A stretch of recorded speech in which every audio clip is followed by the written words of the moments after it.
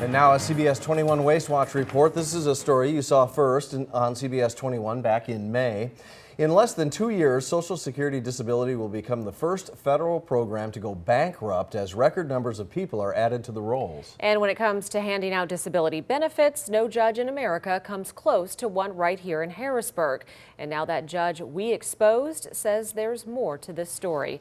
We're joined by CBS 21's Chris Papps, who has this update to this exclusive investigation tonight. Chris. Well, Rob and Tanya, over the past 5 months, we have repeatedly reached out to Harrisburg disability judge Charles Bridges for an interview, and every time he has declined. But now we are finally hearing from him via a letter from his attorney, who claims our report was reckless and hurt the judge professionally. This is Harrisburg disability judge Charles Bridges. In May, CBS 21 reported that over the past decade, according to the Social Security Administration, Judge Bridges has awarded more disability benefits than any other judge in the country. His boss, Judge Jasper Bede, has called Bridges' work an embarrassment, saying he has inappropriately awarded benefits. A very high production rate with a very high reversal rate does raise some questions. Yet Judge Bridges remains on the bench.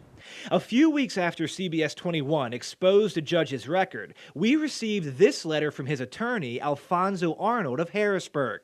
In his 6-page statement, Arnold called our report inaccurate and disputed many of his findings. First, he challenged our use of the term tax dollars when referring to disability benefits, saying they are actually work credits since they come from payroll taxes.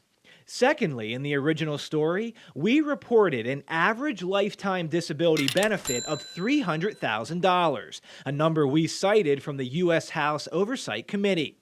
The attorney called that misleading, since not everyone receives disability for the same length of time, and benefits vary.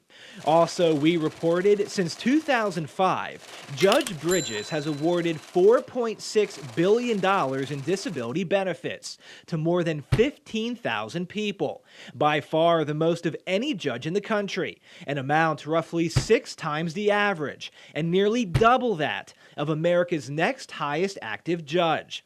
Arnold argues it's improper to compare disability judges in this way, since they cannot consider factors outside the record and are bound by the Constitution to rule on each case individually. Finally, we quoted the Social Security Administration explaining how judges have decisional independence, which protects their rulings from discipline.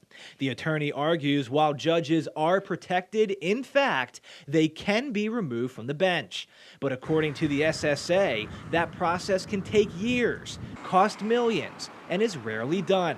The government gave us this statement, quote, "The current system makes it challenging to address a tiny fraction of disability judges who fail to decide cases in a legally sufficient manner." Now, a few weeks after our original story aired in May, Judge Bridges was subpoenaed to testify before the United States Congress in Washington, D.C. Now, during his testimony, the judge again took issue with CBS 21's reporting. He also faced hard questions from Congress about his performance. We'll bring you that part of the story tomorrow as we continue our ongoing investigation into America's crumbling disability system. For CBS 21 News, I'm Chris Papps.